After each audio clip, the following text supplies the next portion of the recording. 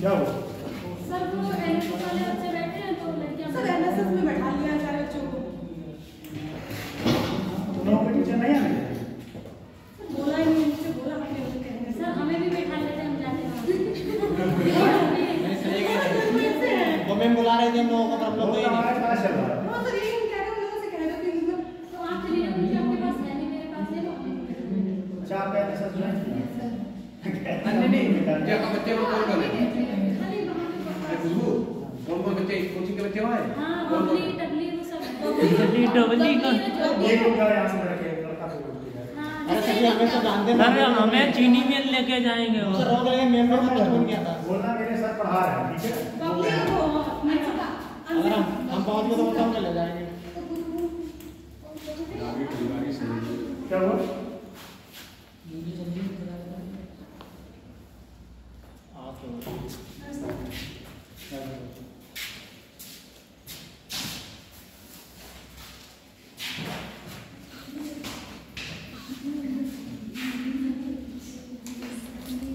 आ गया सारे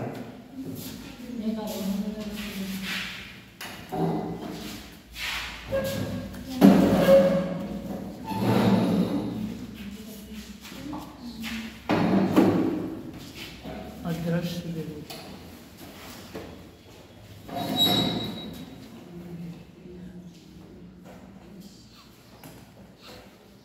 ये कपड़ा कहाँ है यहाँ से सुबह कहाँ कराऊंगा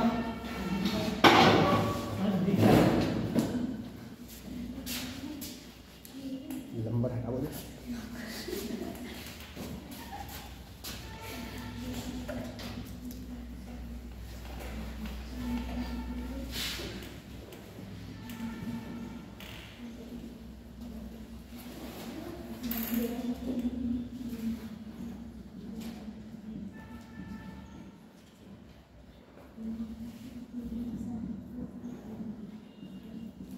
देखिए ग्रामीण क्षेत्र में दो तरीके से दो टाइप की बेरोजगारी पाई जाती है, दो टाइप कौन कौन सा अदृश्य बेरोजगारी और मौसमी बेरोजगारी ठीक है अभी बताते हैं और शहरी क्षेत्र में एक होता है शिक्षित बेरोजगारी है और एक आपका होता है औद्योगिक जो मैंने पहले कल बताया औद्योगिक बेरोजगारी एक होता है औद्योगिक औद्योगिक बेरोजगारी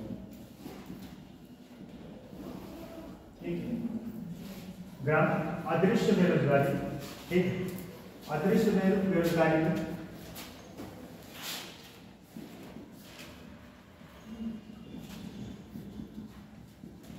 बेरोजगारी ये जो है कहाँ मिलता है कृषि क्षेत्र इसमें कृषि से कृषि क्षेत्र ठीक है कृषि क्षेत्र में जैसे प्रच्छन्न बेरोजगारी बेरोजगारी ठीक कृषि क्षेत्र और मौसमी बेरोजगारी कहाँ होता है ये भी कृषि में ही होता है मौसमी बेरोजगारी भी इसी कृषि में ही होता है और मौसमी बेरोजगारी मैंने एक और बताया था चीनी चीनी और भट्ठा काम करने वाले भट्ठा ईट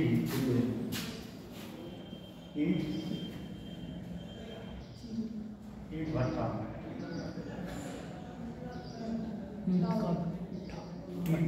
ठीक ये दो जगह हमने बोला है कि अभी गेम चल रहा है, अभी नहीं मिली।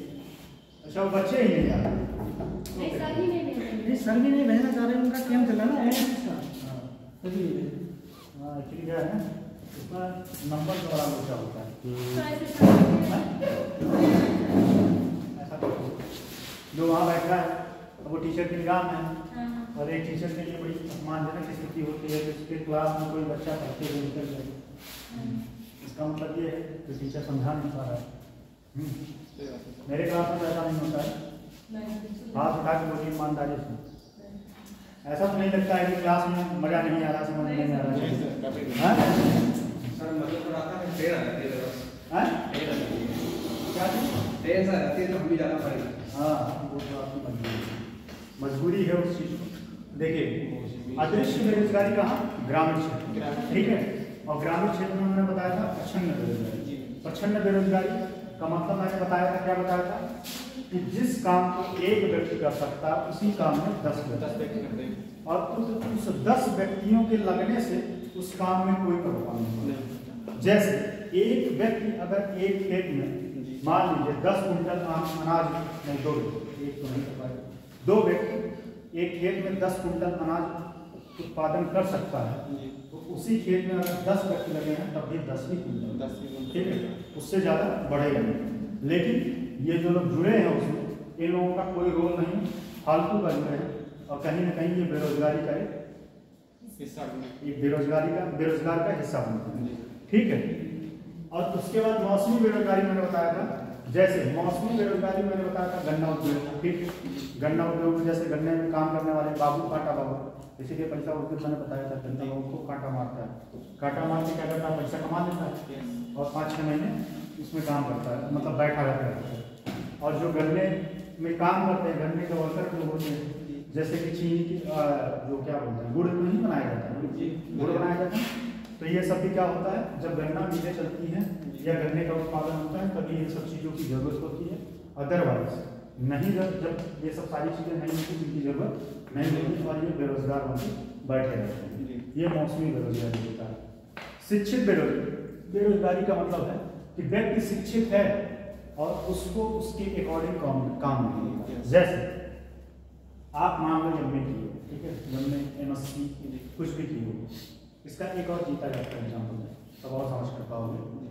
एक बार एक वैकेंसी आई थी सचिवालय में, चपरासी की आई थी, ग्रुप डी की, टोटल पोस्ट था, ये बात है सन 2020 के आसपास की बात है। टोटल वैकेंसी उस पोस्ट के लिए थी 400 की वैकेंसी था, 450 में लगभग। और उस वैकेंसी के लिए लगभग 450 से ज़्यादा PhD होल्डर ने फॉर्म अप्लाई किया था। PhD होल्डर मतलब PhD किए थे, वो उस ग्रुप डी के फॉर्म के लिए अप्लाई किए थे सचिवालय में। और तो और टोटल उसमें और वो इंटरव्यू बेस था और टोटल 23 लाख फॉर्म अप्लाई किए, कितना 23 लाख। अगर उसमें रोज का रोज इंटरव्यू लिया जाता तब भी 2 साल का प्रोसेस इंटरव्यू करने में, 2 साल लगते इंटरव्यू से लेने में 23 लाख। इस वजह से सरकार बाद में जो उस वैकेंसी को ही रद्द कर दिया गया। भाई 23 लाख लोगों का इंटरव्यू बेस कराना आसान बात नहीं, पर डे इंटरव्यू देते तब भी 2 साल लगता। तो ये होता है, क्या होता है, शिक्षित बेरोजगारी। आपके पास योग्यता है लेकिन आपको उसके एवज में काम नहीं होता, ठीक है। आप मजबूरन अपनी क्षमता से कम काम करने के लिए मजबूर हो जाते हैं। कोई व्यक्ति बहुत हाई स्किल है, सॉफ्टवेयर इंजीनियर है, अब उससे जाके कंप्यूटर का पेज खुलवाओ तो क्या होगा, वो कहीं ना कहीं गलत है। नहीं, वो सॉफ्टवेयर डेवलपर है, सॉफ्टवेयर बना सकता है, लेकिन उससे काम क्या लिया जा रहा है, भाई तुमको करना क्या है, कंप्यूटर की बॉडी को खोलना है। तो क्या हो जाएगा, ये सब उसको काम मिला है, लेकिन है वो क्या, बेरोजगार। है वो एक तरीके से रोजगार में लिप्त है, लेकिन जितनी उसकी क्षमता है उस क्षमता के हिसाब से उसको रोजगार मिलेगा। ये होता है शिक्षित बेरोजगारी। औद्योगिक बेरोजगारी सेम यही कहानी, उद्योग क्षेत्र में मिलता है और व्यक्ति इसमें स्किल नहीं होता है, ठीक है। जैसे मैंने एग्जाम्पल बताया था होंडा का, ठीक। अगर आपके पास स्किल नहीं है तो क्या आप किसी उद्योग में काम कर सकते हैं? अगर करेंगे भी तो क्या करेंगे, लेबर का काम करेंगे।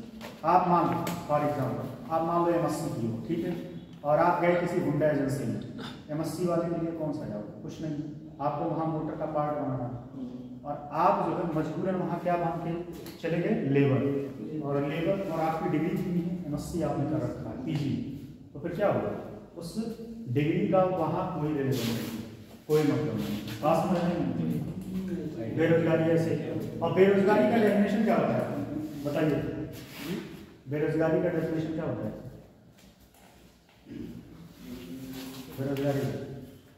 बेरोजगारी का मतलब क्या होता है, बताए कि नहीं?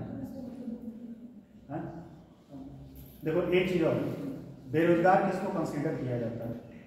बेरोजगार कंसीडर करने के कई पैमाने हैं। साप्ताहिक बेरोजगारी, ठीक है, मौसमी बेरोजगारी तो हो ही गया, उसके बाद मंथली बेरोजगारी, फिर उसके बाद ईयरली बेरोजगारी। ईयरली बेरोजगारी। अगर कोई व्यक्ति ईयरली बेरोजगारी में 360 कितना होता है 360 टोटल 365 डे, ठीक 365 डे होता है। अब 365 डे में अगर कोई व्यक्ति 183 दिन 183 डेज काम पाया है तो उसको बेरोजगार नहीं माना जाएगा। साल भर के लिए अगर कंसीडर किया जाएगा तो बात कर, अगर ईयरली बेरोजगारी पूछा जाएगा कि अगर कोई व्यक्ति 365 दिनों में अगर उसने 183 दिन काम किया है तो क्या है बेरोजगार नहीं, रोजगार है, ठीक है। मतलब आधे से ज्यादा दिन काम किया। हाँ, और साप्ताहिक बेरोजगारी अगर कोई व्यक्ति महीने में 1 सप्ताह जॉब पा गया, महीने में 1 सप्ताह तो साप्ताहिक बेरोजगार नहीं, महीने में उसको 1 सप्ताह रोजगार मिला, 1 सप्ताह अगर उसको रोजगार मिला तो क्या होगा बेरोजगार नहीं होगा। और मैंने क्या क्या बताया था चक्रीय बेरोजगारी, एक बताया था खुली बेरोजगारी। खुली बेरोजगारी क्या होता है सेम वही व्यक्ति की क्षमता है जो मैंने अभी जस्ट बताया, व्यक्ति की क्षमता है लेकिन उस क्षमता के हिसाब से उसको काम नहीं। जैसे व्यक्ति जो है एमएससी किया है, ठीक एमएससी किया है और उसको काम मिल रहा है लेबर, उसका क्षमता क्या है वह किसी पद पर किसी कंपनी के पद पर पॉलिसी मेकर के रूप में काम कर सकता है, लेकिन उसको वहाँ न भेज के इसमें बनाया गया चपरासी या फिर कह सकते हैं बाबू बना दिया गया, कलंक बना दिया गया, तब भी उसकी क्षमता कम है। हर चीज़ की एलिजिबिलिटी होती है। कलंक बनने के लिए एलिजिबिलिटी क्या है इंटर पास, ठीक है। अगर आप ग्रेजुएशन किए हैं तो आप मतलब कलंक से ऊपर पोस्ट के लिए डिजर्व करते हैं, कलंक से ऊपर पोस्ट के लिए। चपरासी के लिए क्या डिग्री है बहुत सारे जो है जैसे हाई कोर्ट की वैकेंसी आती है उसमें कुछ पोस्ट के लिए 5 पास होना है, कितना 5th पास। अगर 5th पास है तो आप हाई कोर्ट में अप्लाई कर सकते हैं।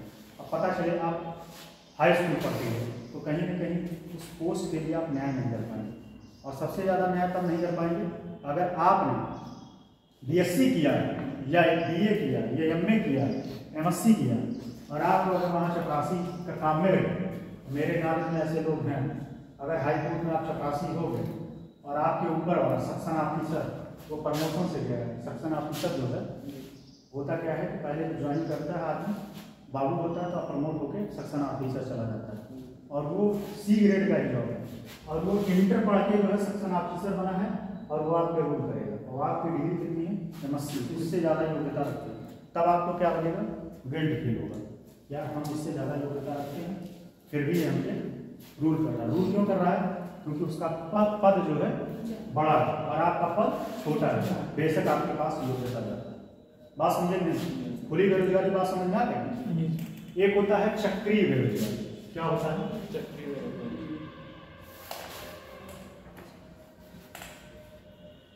चक्रीय बेरोजगारी, चक्रीय बेरोजगारी क्या होता है? चक्रीय बेरोजगारी कौन बताइए बताइए बताए कि नहीं बताए। चक्रीय बेरोजगारी समझ लीजिए। चक्रीय बेरोजगारी में क्या होता है यहाँ डिपेंड करता है काम मांग पर डिपेंड करता है, जितना मांग होगा उतना ही जो है सप्लाई होगा और ये ज़्यादातर आता है मंदी में। कब आता है मंदी में। अगर मंदी है ठीक है जैसे 2008 में अमेरिका में बहुत भयंकर मंदी आया ठीक है, लेकिन भारत पर उसके कोई प्रभाव नहीं पड़ा। क्यों नहीं पड़ा था? इसके पीछे कारण यह था कि भारत खुद एक बहुत बड़ा उपभोक्ता माना है। भारत जितना प्रोडक्ट बनाता है चाहे तो वो पूरा कंज्यूम कर लेता है। भारत जो है जितना प्रोडक्ट बनाता है वो सारा अपने खपत कर लेता है, इसलिए उस महामंदी का प्रभाव भारत के ऊपर न पड़ा। भारत के ऊपर क्यों नहीं पड़ा? क्योंकि भारत के पास जनसंख्या ज़्यादा है। जनसंख्या कहीं ना कहीं कुछ मामले में सही है तो कहीं ना कहीं कुछ मामले में निगेटिव है, क्योंकि जो है औसत भार ज़्यादा पड़ता है, किसी चीज़ पर जो है दबाव ज़्यादा पड़ता है। जैसे जनसंख्या ज़्यादा होगा जिस एरिया मान लीजिए अभी इस एरिया में आप लोग आराम से बैठे हो ठीक है और इसी में मान लो क्षमता इसमें 70 सीट है, 100 लड़के आ जाए तो क्या होगा? समस्या होगा। या 100 लड़कियाँ आ जाए समस्या होगा, तब क्या होगा? अच्छा एक हिस्ट्री में आप लोगों ने पढ़ा है, एक हिस्ट्री में बंगाल का नवाब था, उसने जो है क्या किया था कि अंग्रेजों के 123 अंग्रेजों को बंद कर दिया उसको कमरे में, बंद करके और उनको जो है 123 लोगों को छोटी सी कोठरी में बंद कर दिया, सारे लोग मर गए, कुछ ही लोग बचे। तो ये भी कहीं ना कहीं समस्या क्या है कि जितनी क्षमता है उससे ज़्यादा उसमें भर तो भाई स्वाभाविक सी बात हम मर जाएंगे। तो मंदी कैसे आता है, मंदी समझिए, जब मार्केट में मंदी होगा, मान लीजिए मंदी है, ठीक मंदी है, और किसी कंपनी में, बात को समझिए, किसी कंपनी में इस समय 1000 वर्कर काम कर रहे हैं, ठीक है, और 1000 वर्कर काम कर रहे हैं और टोटल उस कंपनी का कास्ट आ रहा है खर्चा किस पे, इस वर्करों पे 2000 करोड़ रुपए खर्चा आ रहा है, और उसका सप्लाई कितना हो रहा है, सिर्फ 1500 करोड़ रुपए, 1500 करोड़। बात समझिए, मंदी है, ठीक, कंपनी प्रोडक्ट कितना बना रहा है, 15 बना रहा है, मतलब मान लो 2000 करोड़ का, ठीक है, उसका सप्लाई हो रहा है सिर्फ 1500 करोड़ रुपए का, लेकिन उसको इन लेबरों को देना कितना पड़ रहा है, 2000। अब ये क्या करेगा, क्या करेगा, लेबर को कम करेगा, क्या करेगा, छटनी करेगा। अब ये छटनी करेगा तो 1500 में से ये जो 1000 वर्कर थे यहाँ मिला के 500 कर देगा, ठीक, अब 500 कर दिया, यही होता है चक्रीय बेरोजगारी। अब इसको और समझिए, ये तो मंदी के कारण हो गया। अब मंदी के बाद हमेशा तो मंदी रहेगा नहीं, मंदी जब हटता है बहुत तेजी के साथ डिमांड बढ़ता है। जैसे आपको एक और एग्जाम्पल बताएं, जैसे जब कोरोना आया, ठीक है, कहाँ थे आप, कौन सा है, चलिए हम कह रहे हैं सर, समझिए, जैसे कोरोना काल में, बात समझिए, लाइन को थोड़ा दिमाग में कॉन्सेप्ट चलता है, हम कंप्यूटर में ही यहाँ पे, ठीक, मैं चीज़ों को रिलेट करके बताता हूँ, सोचता हूँ कि आसान तरीके से समझेंगे।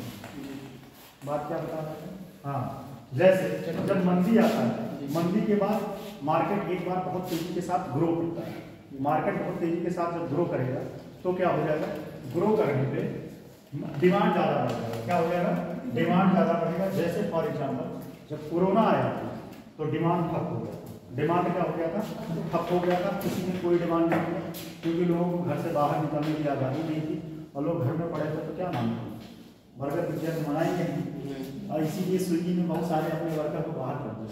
पता है नहीं, कोरोना काल में स्विगी और जोमेटो ने बहुत भारी मात्रा में छटनी किया था, इसी वजह से उसका डिमांड नहीं हो रहा। अगर डिमांड नहीं होगा तो भाई पैसे कहाँ से देंगे, जब डिमांड बढ़ेगा तो एम्प्लॉय रखेगा। अब इसमें क्या है, मंदी जब हटा कोरोना के बाद से, मैं बता रहा हूँ, एकाएक डिमांड का लेवल बहुत तेजी के साथ बढ़ गया, लोग जो है 2 साल लगभग 7-8 महीने कमरे में बंद थे, कपड़े उपड़े किसी चीज़ की, जूते किसी की डिमांड नहीं थी। मार्केट जैसे जो है ओपन हुआ, लोग डिमांड करना शुरू कर दिए, कपड़े जूते खाने पीने के सामान, और भारी मात्रा में जो है प्रोडक्शन करना पड़ा। और जब प्रोडक्शन करना पड़ेगा तो फिर क्या होगा, लेबर का डिमांड, लेबर का डिमांड होगा, और इस लेबर का डिमांड होगा, फिर क्या करेंगे। अब मान लो इसने 2000 करोड़ का प्रोडक्ट जहाँ पैदा कर रहा था, अब इसको ऑर्डर मिलने लगा सीधे 5000 करोड़ का डिमांड हो गया। अब इस 5000 करोड़ के डिमांड को पूरा करने के लिए इस 1000 वर्कर की बस की बात नहीं, फिर क्या करेंगे, ये सीधे भी सीधे बढ़ा लेंगे, 1000 वर्कर हो गया, और इसमें इन लोगों को रोजगार मिलेगा। फिर क्या मिलेगा, रोजगार मिलेगा, और ये रोजगार फिर से ये चक्रीय बेरोजगारी से बाहर निकलेगा। समझ में आएगा, कोई दिक्कत नहीं, कॉन्सेप्ट समझ में आएगा, चीज़ें दिखवा देंगे, कॉन्सेप्ट समझ में आना चाहिए, बात क्या कहता है, ठीक। और क्या है इसमें, एक है संरचनात्मक बेरोजगारी, ठीक है, अदृश्य बेरोजगारी मैंने बता दिया, ठीक, और एक और देखिए, अदृश्य अल्प बेरोजगार, अदृश्य अल्प रोजगार, अदृश्य अल्प रोजगार, ये क्या होता है, अदृश्य अल्प रोजगार क्या होता है, कोई व्यक्ति काम करने का उसका क्षमता दिन में 12 घंटे का, ठीक है, वह 12 घंटे काम कर सकता है, 12, ठीक, वैसे 12 नहीं 8 घंटे परमिशन है, 8 घंटे वह काम कर सकता है, ठीक है, लेकिन उसको काम कितना मिल रहा है? सिर्फ 4 घंटे। कितने का मिल रहा है? 4 घंटे। तो क्या होता है? अल अदृश्य अल रोजगार होगा कि नहीं? उसको काम मिलना कितना चाहिए? 8 घंटे, जो कि 8 घंटे करने के लिए तैयार है, फ्री। भाई 8 घंटे क्या करेगा? आप जैसे मान लो आप भी लोग बैठे हो, ठीक है, अब आपको घर से आया एक क्लास पढ़ने को आया नहीं, अगर यहाँ 4 क्लास और तो पढ़ के जाओगे, हो सकता है 2 लोगों को साथ में लेना पड़ता है, नहीं हम जा रहे हैं, जैसे ट्रेन को बहाना बताएंगे, ठीक है, ट्रेन का बहाना कुछ और भी। अभी उस दिन जैसे कोई एक स्टेशन पर खड़ी, हाँ वो लोग कहाँ गए थे? वो लोग नहीं गए। तो जैसे ये सब बातें बता के आदमी निकल सकता है, लेकिन वो क्लास करने आया है, वो क्लास 3 क्लास ऐसे समझो, वो आया है 3 क्लास करने, ठीक है, लेकिन उसको कितने मिले? सिर्फ 1 क्लास करने का मौका मिला। अब 2 क्लास के लिए तो फालतू हो ही गया, अब जाके इधर टाइम पास करेगा, यहाँ रहता तो सीख तक और जाएगा घर पे तो टाइम पास करेगा, क्या चलाएगा? रील चलाएगा। रील चलाते हैं कितने बजे चलाते? कितने अच्छे हाथ उठाएंगे, इनको त्यौहार देना चाहिए हैं इतने। लेकिन सबसे अच्छी बात यह है कि ईमानदारी के साथ बोली, ये बात हर चीज़ का नेगेटिव और पॉजिटिव दोनों पहलू होता है साइड। सबसे बड़ी बात है कि उन्होंने अपना चीज़ एक्सेप्ट किया, ऐसा नहीं है रील नहीं चला, मैं भी चलाता हूँ लेकिन मेरे पास टाइम नहीं लगता, सही बात है। बस में बैठे हैं 2-4-10 मिनट देख लेते, वो भी ट्रेंडिंग रील्स जो ट्रेंडिंग में चल रहा है, जैसे अभय इस समय चल रहा है, अभय सिंह IIT बाबा, एक जो है अभी मेरे क्षेत्र में रुद्राक्ष बेचने आई थी, वो ट्रेंडिंग में चल रही है। सब बेचना से बंद कर दिया सर, उससे पीछा उसका करते हैं, इसलिए वो बेच नहीं पा रही है, अब सुना वो घर चली गई, उसको मीडिया वाले चली गई, इससे घर चली गई, उसको जो है फालतू में मीडिया वाले छाप दिए भाई, उसको फालतू में मीडिया वाले छाप दिए। रिंकू का भी चला है, रिंकू सिंह करके कभी की शादी लगी ना नहीं लगी, नई साथ में जो है वो भी आएंगे, वो रील वो बनाएंगे, अब वो आएंगे, अब उनको जो है मीडिया वाले परेशान करेंगे, वो आएंगे क्या दोनों की बात करें? उसको पापा ने बुला लिया था, पापा ने उसको बुला लिया कि अब मत बेचो, बिज गई हो जाता है, उसको बेचारे को जो है फालतू का, उसको उसकी आँख को लेके जो है रील वाले आगे की तरह आँख को देखिए, जितने लोग देखिए क्यों क्या खास बात है, मत देखना कोई फालतू की बात, पढ़ाई लिखाई फोकस करो। तो क्या है, जैसे टाइम बचे तो आप लोग क्या करते हैं? टाइम वेस्ट करते हैं, लेकिन उस टाइम का कहीं यूज कर सकते हैं, कुछ नया स्किल सीख सकते हैं। नया स्किल आप लोगों ने सीखना शुरू किया कि नहीं? कोई नहीं, टाइपिंग नहीं सीख शुरू की जी, फर्जी का उस ज्ञान देना फर्जी का ज्ञान, क्योंकि ज्ञान देना तभी चाहिए जब जरूरत हो, अगर बिना जरूरत के ज्ञान दिया जाता है तो क्या होता है? पूरा होता है, पूरा होता है और सामने वाले को समझता है कि बेवकूफ है। नहीं सर नहीं है, सब करेंगे ट्रिपल सी कर लो, भविष्य में काम आएगा। और नौकरी सच बताएं बड़ी, मैं बहुत ईमानदारी के साथ बहुत फैक्ट बोलता हूँ, हो सकता है कि लोगों को बुरा लग जाए, नौकरी पाना इस टाइम बहुत कठिन काम है, और खास कर जनरल भीड़ मतलब जनरल कंपटीशन, जैसे आप लोग जो जनरल कंपटीशन हो, आप लोग क्या होता है? रीजनिंग, मैथ, इंग्लिश, ये सारे लोग पढ़ते हैं, कुछ अलग नहीं आता। अगर आप स्टोनो सीखो, आप भीड़ से हट जाओ, बताओ इसमें कितने लोग स्टोनो आता है, और सोचो यही सबसे अलग हो गया। आपको टाइपिंग आती है, यही सबसे अलग हो गया, कम से कम आप 100 लड़कों में दूसरे चौथे नंबर पर जाओगे। आप कभी पूछना, आप अपने गाँव के आस पास पूछना, मुझे लगता है पूरे गाँव में कोई स्टोनो नहीं क्या स्टोनो शॉर्ट हैंड 60। तो ये सब सारी चीजें अगर आप सीखे रहोगे ना, तो नौकरी आपको आसानी से मिल जाएगी, क्योंकि ये भीड़ से हट के देखो, कंपटीशन हर जगह है, जहाँ एक जगह आपको जान दे के पढ़ना है, दिन रात सब चीज त्यागना होता है, मतलब अपना सुख चैन त्यागना होता है, और एक जगह क्या है, एक जगह देखो, एक जगह जाने का टॉपिक चाहते हैं, एक जगह, ठीक है, एक जगह जो है 100 नंबर का पेपर होगा, और यहाँ पे आपको 90 नंबर, तब आप फाइनल सिलेक्शन पाओगे, ठीक है, बात समझे। और एक जगह ही 100 नंबर के पेपर हो रहे हैं दूसरा, लेकिन यहाँ आपको 60 नंबर में सिलेक्शन हो जाएगा। अब बताओ 30 नंबर का फर्क पड़ा, 30 नंबर का पढ़ा नहीं। और इसका जीता जात का एग्जाम्पल दे रहे हैं।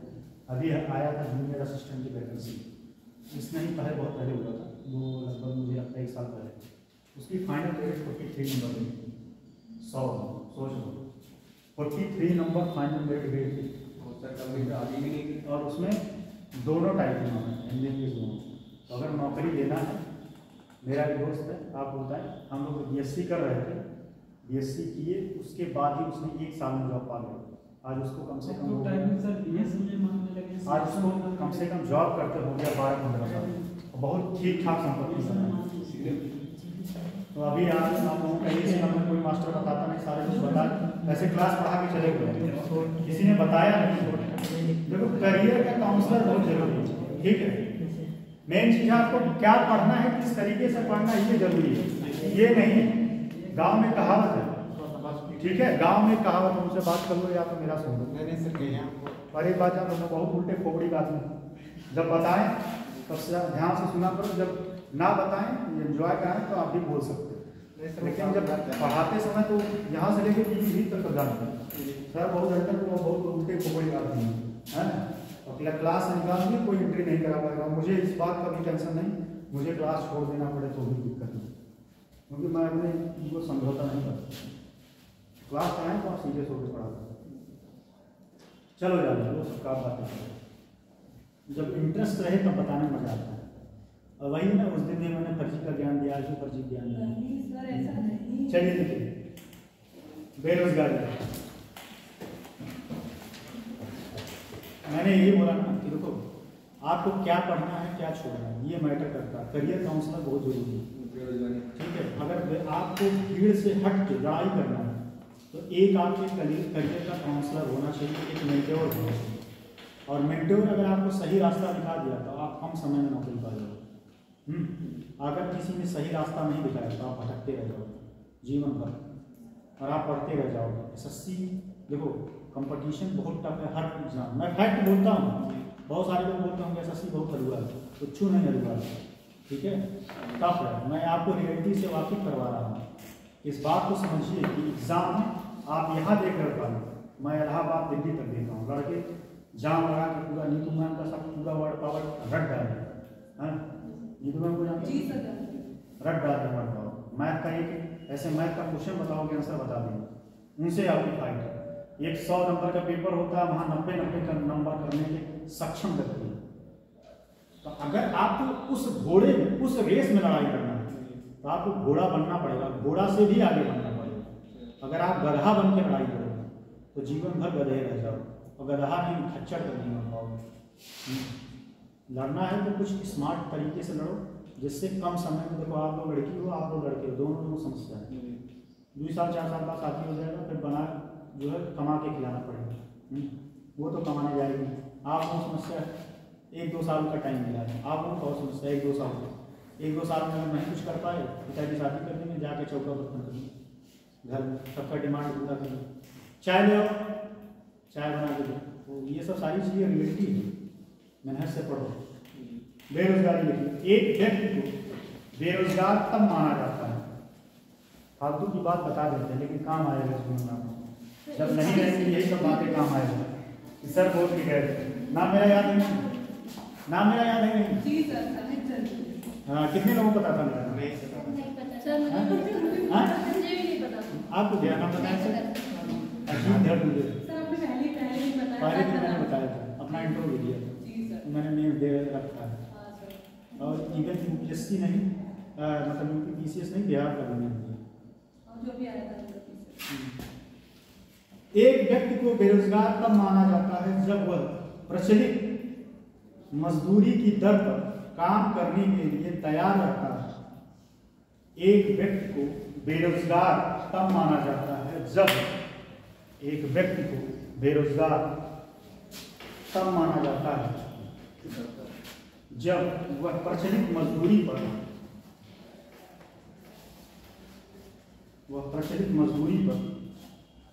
मजदूरी दर पर काम करने के लिए तैयार तथा इच्छुक है,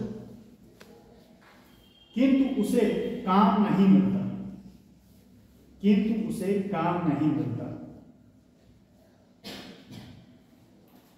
किंतु उसे काम नहीं मिलता। दूसरे शब्दों में जब समाज में प्रचलित, दूसरा डेफिनेशन, जब समाज में प्रचलित पारिश्रमिक पर भी काम न करने के, पारिश्रमिक पर भी काम करने के इच्छुक एवं सक्षम व्यक्तियों को, इच्छुक एवं सक्षम व्यक्तियों को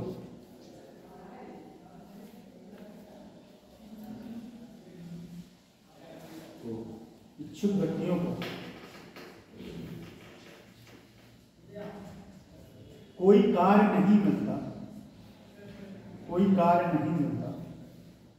तब ऐसे व्यक्ति को बेरोजगार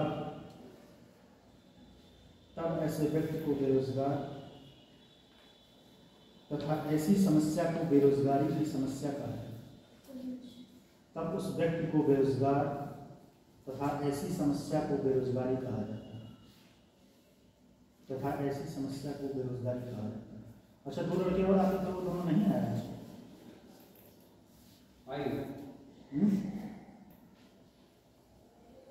बेरोजगारी कहा जाता है। सामान्य रूप से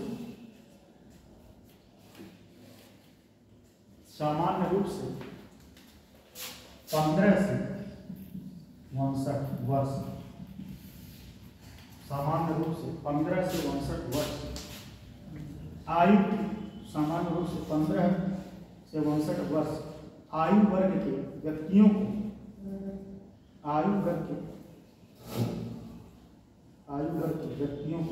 आर्थिक रूप से सक्रिय तथा कार्यशील माना जाता है। आर्थिक रूप से सक्रिय तथा कार्यशील माना जाता है। यहाँ एक बात समझिए, ये जो क्वेश्चन है ये समझ गया है। सक्रिय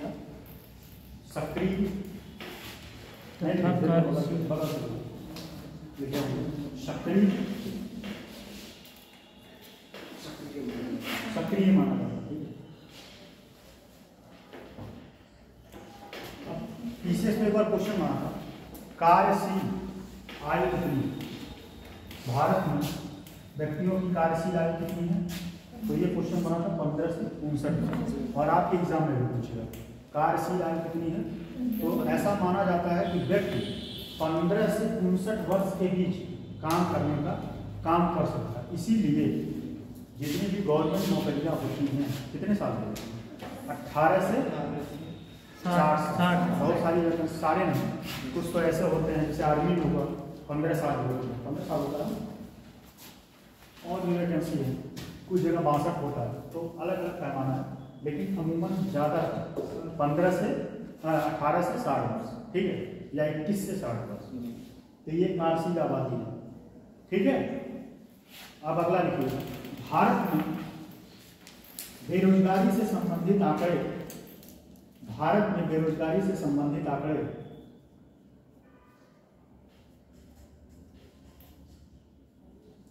राष्ट्रीय, भारत में बेरोजगारी से संबंधित आंकड़े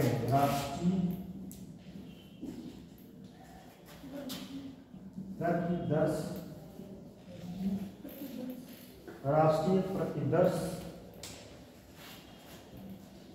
सर्वेक्षण कार्यालय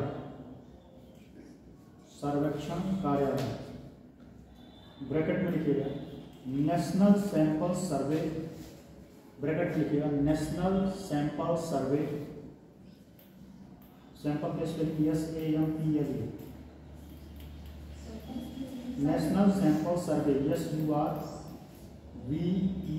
सर्वे office, national sample survey office NSSO,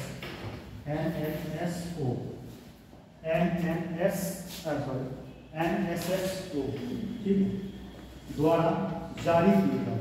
अब यहाँ एक क्वेश्चन पूछ सकता है कि जो है बेरोजगारी का आंकड़ा कौन जारी करता है? NSSO। और एक बात और, अब बेरोजगारी और गरीबी का आंकड़ा जो है एक संस्था और जारी करता है, जिसको मैंने बताया कौन? बोला करो करो नहीं, दीदी बोला वो भी नहीं, वो नहीं। और नीति है, ना ये दिया नीति, ठीक है। चलिए अब आते हैं पहला, लिखिएगा बेरोजगारी के प्रकार। ये गड़ा बनानी है कि नहीं? बोल बनानी ऊपर वाला, इसको नहीं बनाया, ये वाला बना कपड़ा भाई, कपड़ा भाई।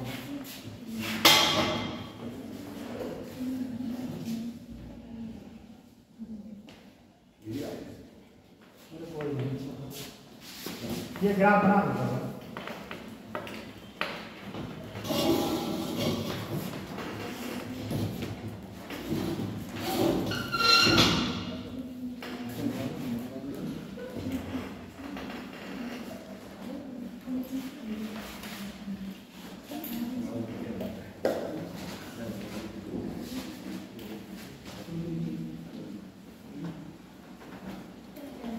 पहला देखिए औद्योगिक बेरोजगारी।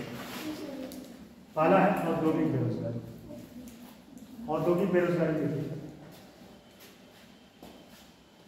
देखिए, औद्योगिक बेरोजगारी में वे लोग शामिल होते हैं, औद्योगिक बेरोजगारी में वे लोग शामिल होते हैं जो लोग तकनीक एवं गैर तकनीक रूप से, औद्योगिक बेरोजगारी में वे लोग शामिल होते हैं जो लोग तकनीक एवं गैर तकनीक रूप से कार्य करने की क्षमता को रखते हैं, जो लोग तकनीक एवं गैर तकनीक रूप से कार्य करने की क्षमता तो रखते हैं परंतु बेरोजगार हैं। औद्योगिक क्षेत्र में बेरोजगारी की समस्या जनसंख्या में तीव्र वृद्धि के साथ साथ औद्योगिक क्षेत्र में जनसंख्या में तीव्र वृद्धि के साथ साथ बढ़ती जाती है। ठीक है, बढ़ती जाती है। नेक्स्ट लीजिएगा शिक्षित बेरोजगारी। शिक्षित बेरोजगारी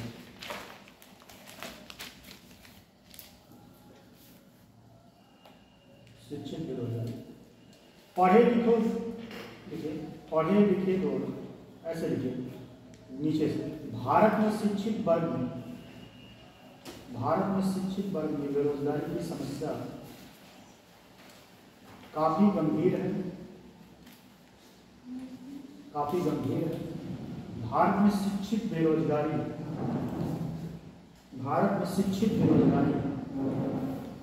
काफी गंभीर है। काफी गंभीर। भारत में शिक्षित बेरोजगारी निम्न जगह, निम्न स्थान पर पाया जाता है, जैसे विश्वविद्यालय कॉलेजों, विश्वविद्यालय कॉलेजों स्कूलों, विश्वविद्यालय कॉलेजों स्कूलों आदि जनसंख्या में वृद्धि होने के कारण शिक्षित लोगों की संख्या में वृद्धि हो रहा है। आदि की संख्या में वृद्धि होने के कारण, आदि संख्या में वृद्धि होने के कारण शिक्षित लोगों की संख्या में वृद्धि होगी। शिक्षित लोगों की संख्या में वृद्धि होगी। ठीक है, जैसे स्कूल कॉलेज से प्रति वर्ष, आपको पता ही होगा, स्कूल कॉलेज से प्रति वर्ष लाखों की संख्या में बच्चे पढ़ लिख के निकल रहे हैं, लेकिन उनको रोजगार नहीं मिल पा रहा। रोजगार न मिलने के पीछे कारण क्या है कि उनको ऐसा पढ़ाई नहीं पढ़ाया जा रहा है जिससे उनको रोजगार मिल पाए। नई शिक्षा नीति में यही बात है, उसमें जो है आपको पढ़ाई के साथ साथ आपको कोई स्किल पे भी काम कराया जाए। जैसे जिसमें जिसका इंटरेस्ट हो, किसी का सॉफ्टवेयर में हो तो सॉफ्टवेयर में, किसी का म्यूजिक में हो तो म्यूजिक में, किसी का एरोस्पेस में हो तो एरोस्पेस में, जहाँ भी जिसका इंटरेस्ट हो उसके इंटरेस्ट के अकॉर्डिंग उसमें स्किल उसका डेवलप कराया जाए। इसीलिए आप लोग भी अपना स्किल डेवलप करो टाइपिंग में। ठीक है, 500 रुपये लगेगा, जीवन में बहुत 500 आएगा। नहीं 500 से कम भी लग सकता है। 450 होगा, हाँ? 450। 450। टाइपिंग तो सीख लो, हिंदी इंग्लिश दोनों। सही यहाँ तो फ्री में चल रही है सर एनटीपीसी में मांगा है इस बार। और ये टाइपिंग 1-2 दिन की प्रैक्टिस सिर्फ 1-2 दिन में नहीं होता है, इसके आप कम से कम 1 साल काम करना पड़ेगा तब टाइपिंग सही से आएगा। हिंदी में जो है कम से कम 25 वर्ड पर मिनट और इंग्लिश में 30 वर्ड पर मिनट। और कहीं कहीं हाँ? नहीं हर जगह अलग है, कहीं कहीं जो है 35 वर्ड पर मिनट, और जैसे कि यूपीपीसी में सबसे ज़्यादा मांगता है वहाँ 40-40 के आसपास रहता है। चलिए आगे देखिए, प्रच्छन्न बेरोजगारी। प्रच्छन्न बेरोजगारी कॉमा करके लिखिएगा, अदृश्य बेरोजगारी, इसी में प्रच्छन्न बेरोजगारी या अदृश्य बेरोजगारी।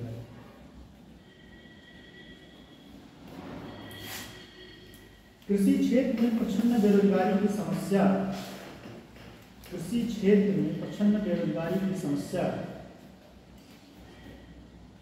कृषि क्षेत्र में प्रच्छन्न बेरोजगारी की समस्या अत्यधिक पाई जाती है, अत्यधिक पाई जाती है। प्रच्छन्न बेरोजगारी वह है, प्रच्छन्न बेरोजगारी वह है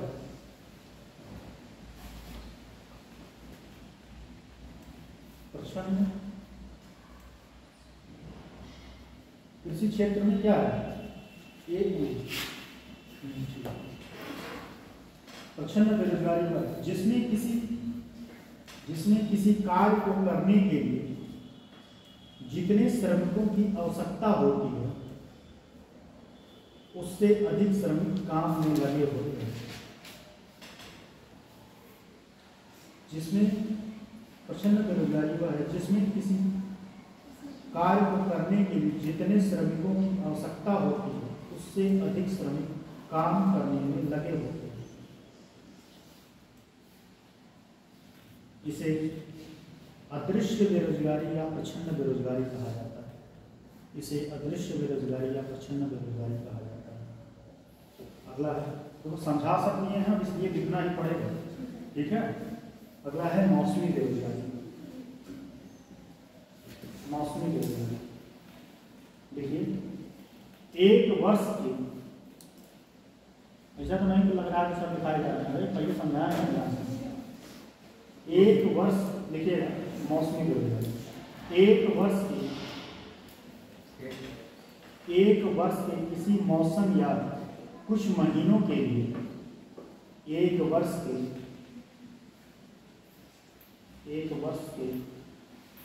किसी मौसम या कुछ महीनों के लिए किसी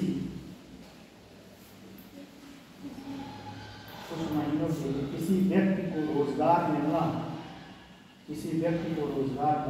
तथा शेष महीनों या मौसमों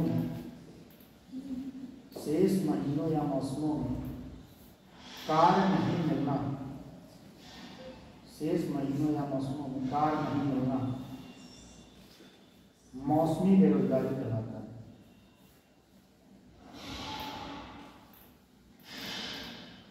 इस तरह की बेरोजगारी ग्रामीण क्षेत्रों में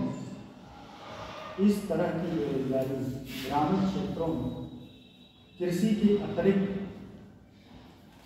मतलब कृषि में तो मिलता ही है, अब कई और जगह सेक्टर है, जैसे कृषि के अतिरिक्त और भी कई मौसमी कार्य हैं, जैसे ईंट के भट्टे, गन्ना पेराई, गन्ना पेराई इत्यादि क्षेत्रों में।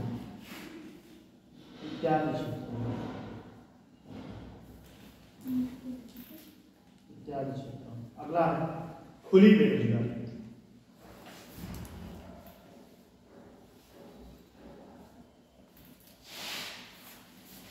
खुली बेरोजगारी से आशय है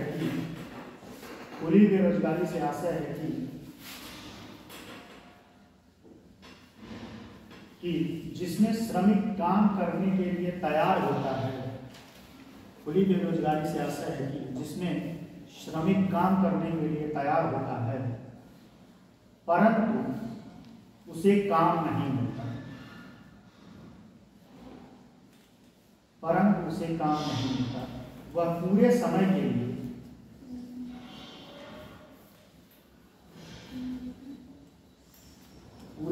लिए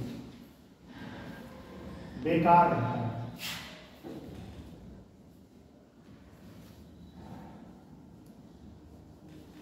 अगला है संरचनात्मक बेरोजगारी। बोल तो नहीं हो रहा है सर आप कलर ज़्यादा तेज हो गया, चलो बोलिए छूट जा रहा है, टॉपिक भी ज़्यादा है तो सर छूट जाएगा तो फायदा ही नहीं। क्या सर? सही है। कहाँ छूट गया? मैं तो लिख गया आगे लेकिन आपको छूट नहीं आता है। ये सब कितनी तेज लिखती हैं, सीखो। सब लगे थे लिखे थे। हाँ ये लोग देखो, ये लोग कभी नहीं पूछते होगा कौन कौन तेज लिखता है, छोड़ छोड़ के लिखते हैं। नहीं छूटता। हाँ छोड़ छोड़ के नहीं लिखते, नहीं, एक बार छूट जाता है। छूट जाता है। नहीं सर, एक बार खुद से कर लेते हैं इसको, अच्छा डिलीट कर लेते हैं उसको खुद से, अगर छूट जाए ये भी टैलेंट है, तो कर लेते हैं। ये भी तो टैलेंट है। आप लोगों का छूटता नहीं, आप लोग क्या नाम है? नाम में तुम्हें कॉन्फिडेंशियल नहीं है कि नाम बता दिए यहाँ कोई लीक हो गया, ऐसा कोई खुफिया सीक्रेट। आपका क्या नाम है? आपका बताइए, आपका क्या नाम है? मेरा? हाँ अच्छा, हाँ आज वो बता रहे थे वो पलक, हम कहे आपके चर्चे जो है वहाँ क्या नाम है? अरे इसका क्या नाम है? पूरन पूरन। हम पलक से कहे कि आपके चर्चे पूरनपुर तक है, तो कहीं हाँ एक लड़की होगी, नाम आप ही लगी। अच्छा ना मेरी बात होती है। हम कहे नाम तो मुझे नहीं आता है। हाँ उसके और कौन जानता है पलक? जानते हैं वो सब विद्यालय में पढ़ते थे, हम लोगों के साथ में हुआ। पढ़ने में ठीक है, पढ़ने में ठीक है, ठीक है। उन्होंने जिला टॉप किया था इंटर में। हाँ? जिला टॉप किया था उन्होंने इंटर में। अच्छा टॉपर है जिला टॉपर। अच्छा नहीं, पढ़ने में ठीक हो, सीधी रहती है, क्लास जल्दी बंक नहीं करती है। हाँ? यही तो रहती है। हाँ एक स्टेशन पे पढ़ती है। नाइन पास दूर रहती है, बंदे वाले के तरफ से रहती है। अब वो जो बेचारा उसको उसके बारे में सोचो, वो 2:30 बजे ट्रेन आती है, क्लास नहीं चलता तब भी वो क्लास में बैठ के पढ़ती है, क्लास में वहाँ बैठ के पढ़ती है। किसी किसी दिन वहाँ जैसे क्लास नहीं चलती है किसी कारणवश, तब भी वो बैठ के वहीं पढ़ती है। उनका लेट हो जाता है आने में, तो ट्रेन लेट आती है। वहाँ से कितनी क्लासें लगती हैं? 3। वहाँ 3 क्लास है, अभी तो 2 ही चल रहा है, लेकिन एक मेरी क्लास चल रही है, एक इसकी भी चल रही है। 3 रेगुलर लगती हैं। मेरी क्लास थोड़े क्लास पता है, मिल जाते हैं। सर नीट की नहीं लग रही ना आज टाइम नीट। पढ़ोगे क्या नहीं? हम कहीं SSC पढ़ोगे, नीट पढ़ोगे, क्या क्या पढ़ोगे?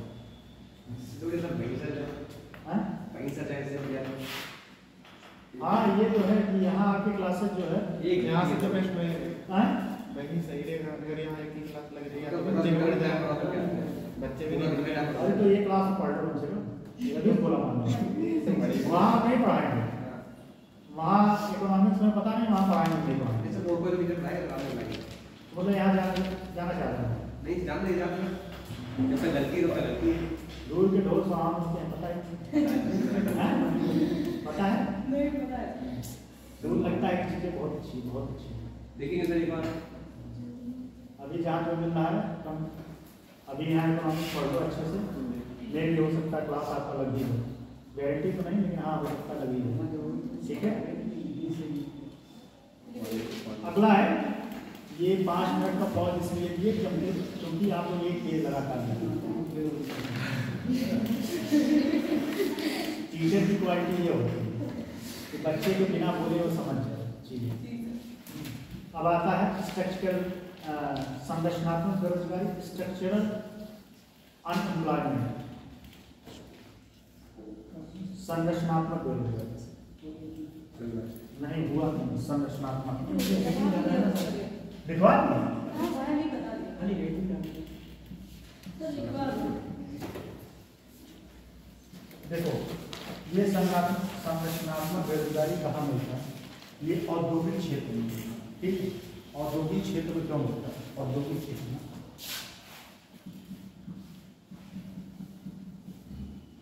क्यों मिलता है? देखो इस औद्योगिक क्षेत्र में चाहिए स्किल, ठीक है। जब कोई उद्योग समय के हिसाब से अपने चीज़ों को मॉडर्नाइज नहीं कर पाता तो वो क्या होता है, पीछे हो जाता है। इसका जीता आपका एग्जाम्पल बताएं क्या? एम्बेसडर कार सुने होंगे क्या? जी सर। एम्बेसडर कार, जिसको देख देख के सब ये चीज़ें करना चाहते हैं। तो डीएम साहब जो है एम्बेसडर कार नहीं देखे, मंत्री आते हैं। पुरानी मूवी देखा नहीं देखे? एम्बेसडर कार ऐसे होती है, ऐसे होती है, ऐसे ही सर। अच्छा डीएम वाली सर, ये उसका पहिया ऐसे ही होती है। यहाँ पे वो लगा है, क्या लगा है? लाल बत्ती है। तो कहने का मतलब ये था, ये कहानी कुछ और है। कहानी ये है स्ट्रक्चरल बेरोजगारी या संरचनात्मक जो है ये इसलिए होता है, ये आता है कि जब कोई उद्योग समय के हिसाब से अपने आप में सुधार न करे तो वह क्या होता है, पीछे हो जाता है, ठीक। और पीछे हो जाता है फिर आने वाले समय में उसको अपना उद्योग बंद करना पड़ता है। अभी आपको बताएं, टाइटन की कंपनी जो घड़ी की कंपनी थी, सॉरी एसएमटी की घड़ी का एक समय डिमांड था। किसी शादी होता था तो 3 चीज़ मांगते थे लोग। क्या मांगते थे? हमको एसएमटी की घड़ी चाहिए, बाजा चाहिए, साइकिल चाहिए। मेरे पापा होता है एसएमटी की घड़ी, हाँ। फिर ये 3 चीज़ का डिमांड होता है। एक बार किसी ने पूछा कि बाजा क्या है, तो उसमें सुनो बहुत अच्छी बात है।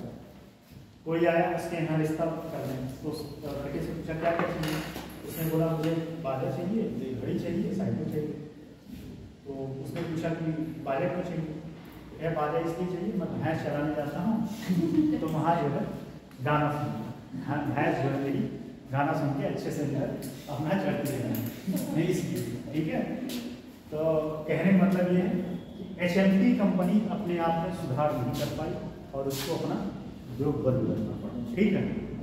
यही सब बातें कहानियाँ याद रहेगा, ठीक है। बाकी तो चीज़ें जो है गोलमाल वही जाएगी। सर जी सर मोटरसाइकिलों पे सर ऐसा नई मॉडल निकाल के मोटरसाइकिल, इसका एक और जीता जाता है राजदूत। एक समय राजदूत का डिमांड हुआ करता था, राजदूत भी समय के हिसाब से अपने में सुधार नहीं कर पाया। इसी का एग्जाम्पल बुलेट होता, लेकिन बुलेट ने अपने आप को सुधार किया। बुलेट आज भी एवरेज के मामले में पीछे है, लेकिन उसने अपने लुक पर काम किया। बुलेट के लुक पर काम किया। पहले लोग ठीक मारने डरते थे, तो पता चला पैरवेट थे। राजदूत मतलब क्या होता है? राजदूत नहीं है, गाड़ी होता है भाई, 2 व्हीलर होता है, मतलब जो मोटरसाइकिल। हाँ ठीक।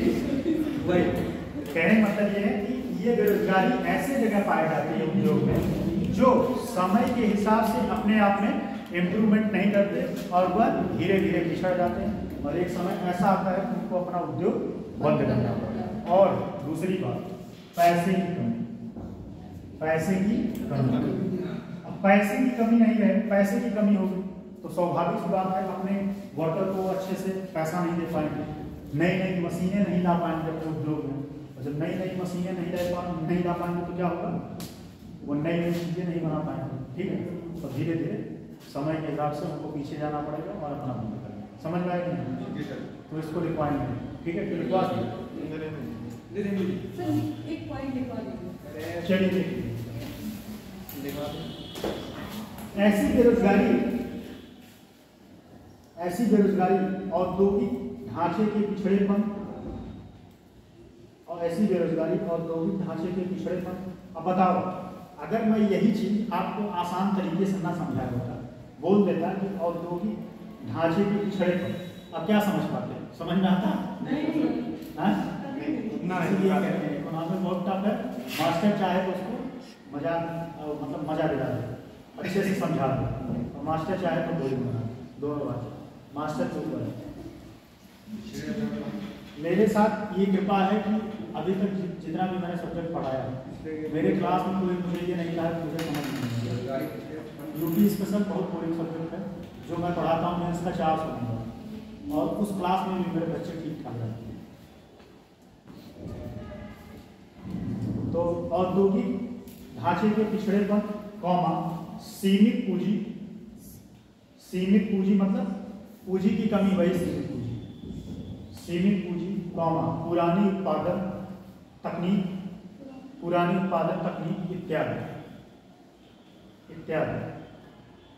इत्यादि वजहों से, इत्यादि कारणों से या वजहों से, इत्यादि कारणों से बेरोजगारी की समस्या उत्पन्न, संरचनात्मक बेरोजगारी की समस्या उत्पन्न होती है। इत्यादि कारणों से संरचनात्मक बेरोजगारी की समस्या उत्पन्न होती है। अब एक है अल्प रोजगार, ठीक है, दो बताए, एक अल्प रोजगार, एक अदृश्य अल्प रोजगार, ठीक है। तो इसमें क्या होता है, देखो समझ लो, इसमें क्या है, श्रमिकों को उनकी क्षमता के अनुसार काम नहीं होता। ये अल्प हो गया, व्यक्ति की क्षमता कुछ और है और काम कुछ, उसको कुछ और मिल रहा है, तो ये अल्प रोजगार हो गया, ठीक। और उसके बाद अगला है अदृश्य अल्प रोजगार। अब बैठ गया हूँ थोड़ा, दिन भर लाग लगता है, मैं आपको बहुत ये सब जो है डेली कर लिया, ऐसा नहीं। अदृश्य अल्प रोजगार, ठीक।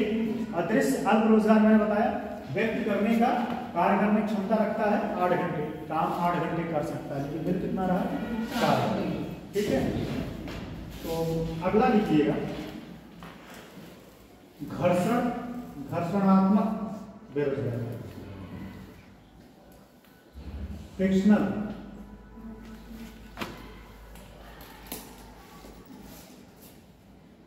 इसको लिख लीजिए तब समझाते हैं, क्योंकि समझाने में लिखने में टाइम चला जाएगा, समझ लिखने में। घर्षणात्मक लिख दिया, घर्षणात्मक, ये एग्जाम में बहुत बार पूछा बेरोजगारी। देखिए यह बेरोजगारी, लिखिए उसके बाद समझाते हैं। यह बेरोजगारी उस समय, यह बेरोजगारी उस समय विशेष रूप से, यह बेरोजगारी उस समय विशेष के दौरान उत्पन्न होती है। यह बेरोजगारी उस समय विशेष के दौरान उत्पन्न होती है जब श्रमिक एक उत्पादन प्रक्रिया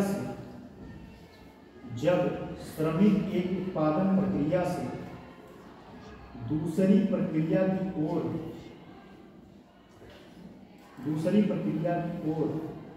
चले जाते हैं अथवा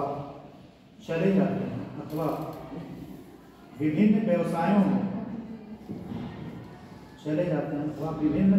में श्रमिकों की गतिशीलता में, विभिन्न व्यवसायों में चले जाते हैं या श्रमिकों की गतिशीलता में अपूर्णता के कारण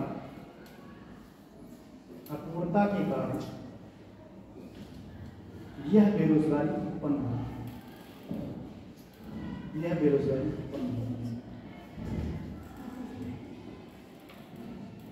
देखिएगा आगे से,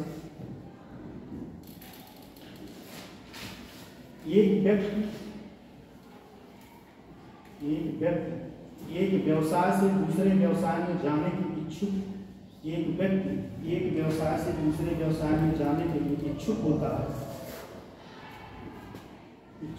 है, परंतु नए व्यवसाय के कार्यों के लिए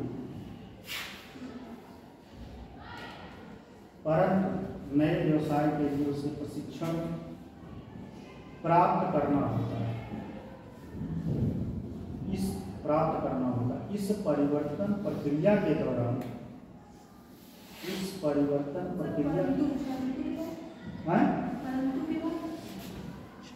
परंतु नए व्यवसाय कार्यों के लिए उसे आवश्यक प्रशिक्षण प्राप्त करना होता है।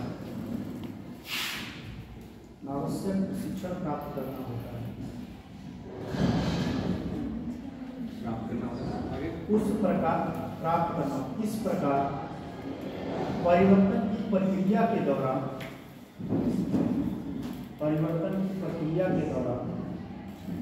वह श्रमिक व्यक्ति कुछ समय के लिए बेरोजगार हो जाता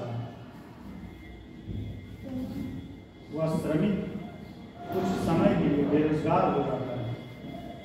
इसे ही संरचनात्मक या घर्षणात्मक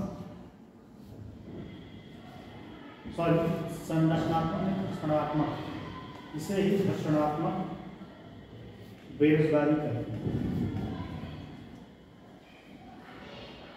अब देखिए, अब समझिए,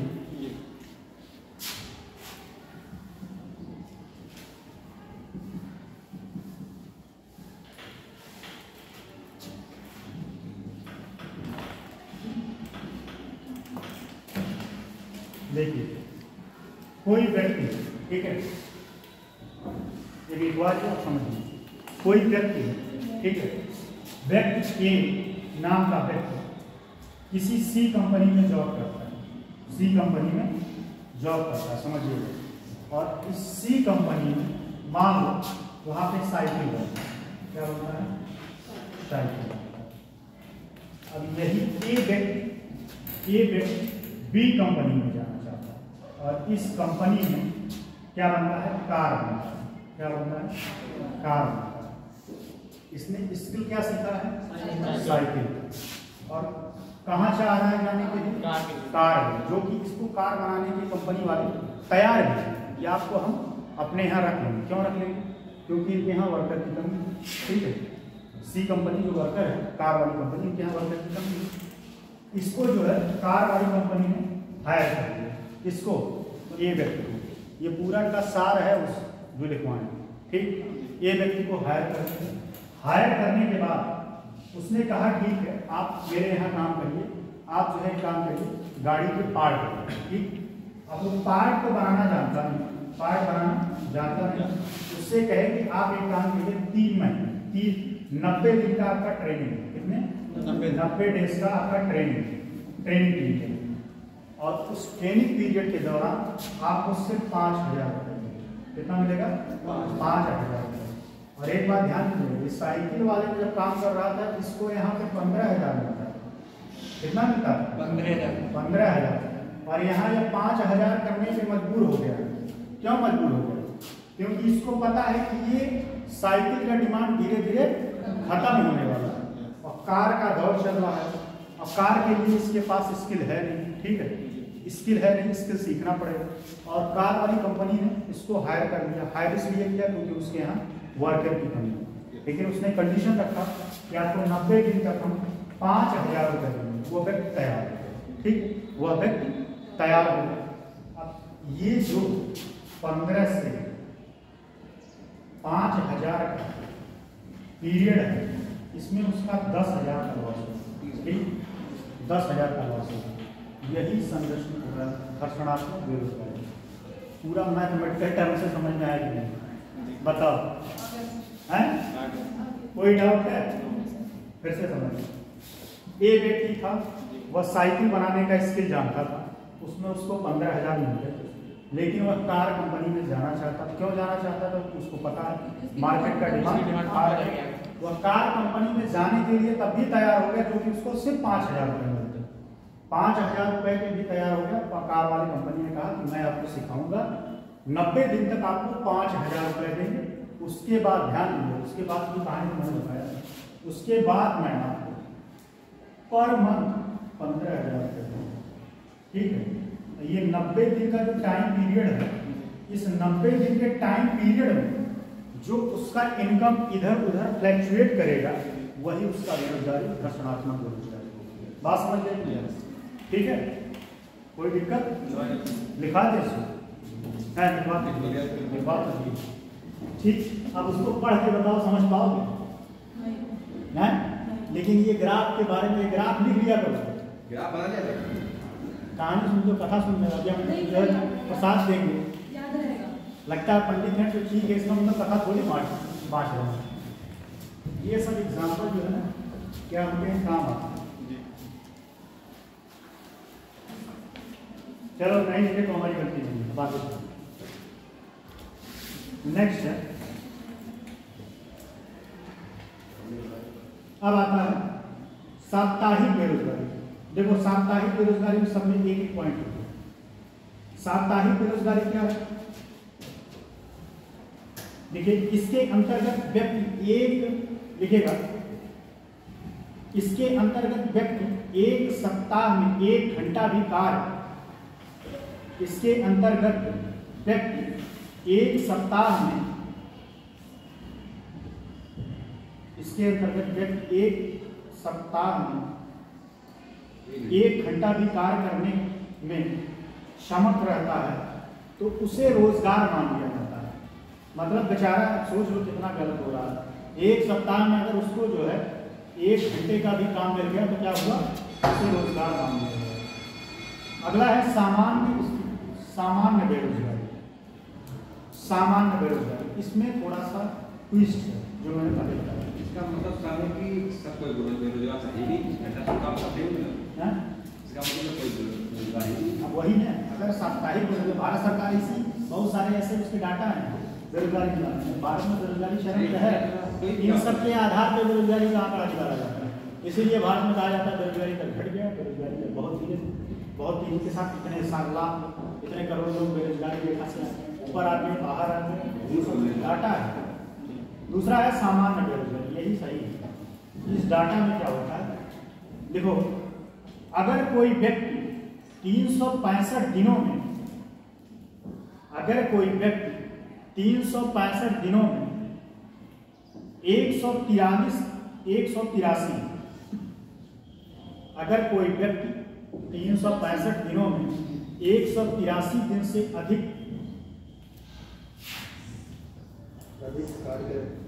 कार्य या रोजगार प्राप्त करता है तो उसे रोजगार के श्रेणी में रखा जाएगा, परंतु उसे रोजगार के श्रेणी में रखा जाएगा। परंतु वहीं ऐसे लिखेगा, परंतु वहीं अगर व्यक्ति 183 दिन से, परंतु वहीं 183 दिन से कम दिनों के लिए रोजगार मिलता है तो उसे बेरोजगार के श्रेणी में रखा जाएगा, उसे बेरोजगार। लेकिन ये सामान्य बेरोजगारी की बात कर रहा है, ध्यान दीजिएगा, सब मिक्सअप मत करिएगा, सबका अलग अलग है। सामान्य तो उसे बेरोजगारी की श्रेणी में रखा जाएगा। समझ में आई बात? कोई डाउट नहीं है ना? चलिए अब देखिए, कुछ सरकार की योजनाएं थी तो वो मैं बताऊंगा, ठीक है? योजनाएं आप पढ़ेंगे, जैसे है प्रधानमंत्री श्रम योगी मानधन योजना। तो ये सब क्या करना है, आप लोग एक योजना आता है और आप लोग एग्जाम में डेट पूछते हैं, ये सब सारी चीजें तो एक आता है आर्थिक, ठीक है, बजट के पहले। अच्छा हाँ, बजट भी आप लोगों को बता देंगे, एक दिन बजट बताएंगे, ठीक, एक दिन बजट बताएंगे और एक दिन आर्थिक सर्वे बताएंगे। हमें उस दिन मैंने बताया था, पहले ही क्लास में बताया था, पहले बजट आता है, पहले आर्थिक सर्वे आता है, पहले ही क्लास में। आज कौन सी क्लास है? सर सर्वे किया जाएगा फिर बजट सर बनेगा। आज कौन से नंबर की क्लास, कौन सी क्लास है? छठी है, आज छठी क्लास है। सोचो 6 क्लास में हमने कम से कम 7-8 चैप्टर आपको कंप्लीट कर दिए एग्जाम के पॉइंट ऑफ व्यू। मैंने पहले जो बताया था, क्या बताया बताइए? आर्थिक सर्वे बजट के पहले आता है कि बजट के बाद? कितने लोग मान रहे हैं कि बजट के बाद आता है आर्थिक सर्वे? कितने हैं? बजट के बाद मानेंगे आप बजट के पहले सर्वे होगा, पहले तो सर्वे होगी ना, बजट तो बाद में पहले होते हैं ना। बजट के पहले आता है, ठीक है? आर्थिक सर्वे बजट के पहले आता है, ठीक। तो पढ़ाएंगे, बताएंगे, टेंशन नहीं, बजट पढ़ाएंगे, उसमें मैं बता दूंगा। देखो एक बार तो बजट बता देंगे, आर्थिक सर्वे बता देंगे, उसको पढ़ने का तरीका, ठीक है? एक दिन बजट की क्लास रहेगी। तो हाँ, कहने मतलब ये था कि मैं बता ये रहा था कि जो योजनाएं हैं उसके लिए आप क्या करना, एक बुक आती है उसको ले लेना, उसमें योजनाओं के बारे में फैक्ट, ठीक है? योजना कब लॉन्च की गई? आर्थिक सर्वे या कुरुक्षेत्र करके आते हैं, ठीक है? कुरुक्षेत्र, ठीक, या लूसेंट किसी के पास नहीं हो, नई वाली लूसेंट में भी योजनाएं इकोनॉमिक्स। और आपके एग्जाम में बस इतना पूछा है कि कौन सी योजना कब लॉन्च की है? हाँ तो समय की तो बात कर रहे हैं, कौन सी योजना कब लागू की है उसमें कौन सा बात करेगा, सन की बात नहीं करेगा, तो वही लोग ने बात कहा। सर समिति भी पूछ लेगा। हाँ समिति नीति पूछ लेगा, इतना नहीं पूछता, पूछ लेगा तो उसमें सारा दिया जाएगा, ठीक है। वो फैक्ट है, फैक्ट लिखाने का मुझे कोई बहुत औचित्य नहीं लगा। आप लोग जैसा कहें चलिए कोई नहीं, लिखवा देंगे, अगर बहुत लगेगा तो लिखवा देंगे, लास्ट दिन लिखवा देंगे, ठीक। जितनी योजनाएं हैं सर बैंक पढ़ा दीजिएगा। हैं बैंकिंग पढ़ाएंगे भाई, बैंकिंग तो इम्पोर्टेंट चैप्टर है, बैंकिंग में कम से कम 3 से 4 दिन लगेगा। बैंकिंग इम्पोर्टेंट चैप्टर है, बैंकिंग, राजकोषीय नीति, ये आपको पढ़ाएंगे क्योंकि वहाँ से क्वेश्चन एग्जाम में ज़्यादा बनते हैं। आपको ये भी बताएंगे कि हार्ड मनी क्या होता है, सॉफ्ट मनी क्या होता है, और करेंसी क्या होता है, ये सब सारी चीज़ें बताएंगे, ठीक है। डॉलर क्या होता है। चलिए सुनिए, अगर आप लोगों को लगेगा तो मैं एक दिन लास्ट में योजना लिखी है, सारी योजना लिखवा जो इम्पोर्टेंट है। क्यों सर? सर आपने सर भारत का सर पासपोर्ट था जो सर वो गिर गया नहीं? किसका भारत का पासपोर्ट के लिए? सर विदेशों में पासपोर्ट होता है, मजबूत होता है, अपने भारत का कमजोर है, करंट लगेगा सर। पैसा मेरा है नहीं पासपोर्ट जो जाते हैं विदेश नहीं, ये बात सही, जो पैसा आता है ना, ये आप सही कह रहे हैं। जैसे अपने यहाँ के अच्छा हाँ वो पास हैंडलिंग जो है एक संस्था, कौन है? हैंडलिंग, और पासपोर्ट की रैंकिंग निकालती है भारत। उसमें जानते हो क्या होता है? उसमें होता यह है कि आपकी रैंकिंग जितनी होती है, मान लो ठीक है, सबसे मजबूत रैंकिंग जो है किसका है? रूस का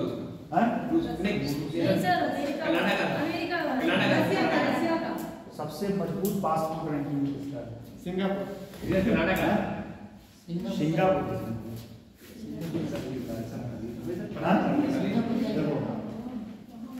सुनो सुनो, वो ठीक है, सुन लो पहले इसका कॉन्सेप्ट सुनो। जिसकी रैंकिंग जितनी अच्छी हो उसका मतलब है कि उस देश का व्यक्ति उतने देशों में भ्रमण कर सकता है। बात समझो, जैसे फॉर एग्जाम्पल समझ लो, डाटा को गूगल से लिख किया है, अगर मान लो भारत की रैंकिंग 70 तो 70 मतलब भारत जो है 70 देशों में वीजा मुक्त जो है क्या कर सकता है, भारत के व्यक्ति इतने देशों में क्या कर सकते हैं, जैसे नेपाल में जाते हैं, ठीक है। नेपाल में कोई पासपोर्ट वीजा की जरूरत नहीं है, नेपाल लोग जाते हैं, घूमने जाते हैं, नेपाल में घूमने जाते हैं। मैंने अभी गया जाना, कल मैं गया था, कैसे पता है? कैसे पता है? सर ने स्टूडेंट में आया था, वो क्या नाम विपिन सर है? हाँ कौन जुड़ा? कौन जुड़ा? हमारा लगाए थे हाँ सर आपका नाम निकल रहा है, स्क्रीनशॉट लिया था इसका, क्या? स्क्रीनशॉट लिया था आपने, अभिनंदन सर थे और आकाश सर थे, प्रदीप सर थे। हाँ सर साले पढ़ो इधर एड किया है वही का सर कितने टीचर थे आप लोग गए? 5 बहुत लोग 5-6 लोग 5 लोगों को पढ़ा। बहुत सारे हैं। कल को गए, बहुत मजा आया। सर वो सीन डाले वहाँ बहुत अच्छा लगता है। हाँ वहाँ भी डाल दो। अरे हो गया, स्टेटस मत देखो,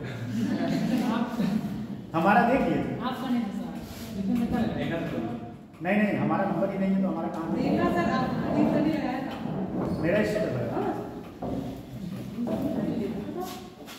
हाँ ये ग्रुप में हम देखो, कल भी बहुत घूमना है हमको।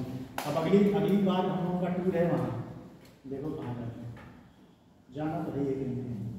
ठीक, तो ये योजनाएं हैं, ठीक, योजनाएं हो गया। कुछ इसमें जो चीज़ें हैं मैं बता देता हूँ।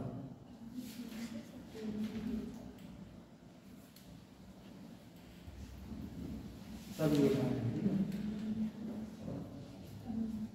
एक गरीब कल्याण रोजगार अभियान।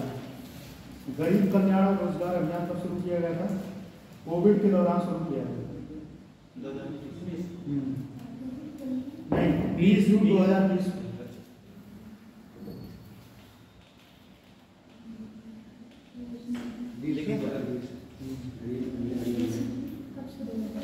चलिए अब आते हैं, अभी टाइम है 2:24 हो रहा है, अभी आधे घंटे का। चलिए अब आज हम लोग पढ़ते हैं मुद्रास्फीति। ठीक, मुद्रास्फीति कितना बजे?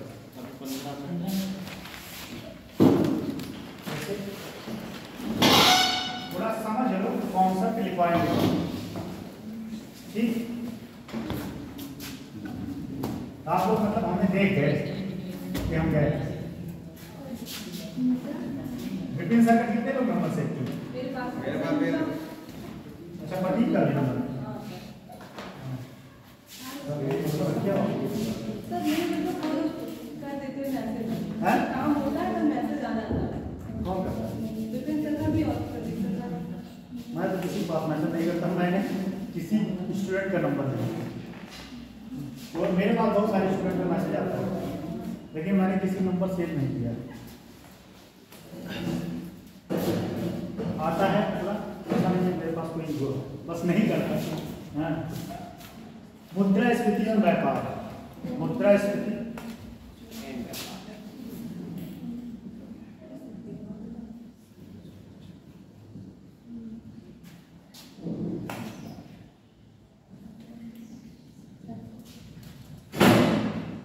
मतलब हम लोग बच नहीं सकते, आप मुमकिन नहीं सकते, हमें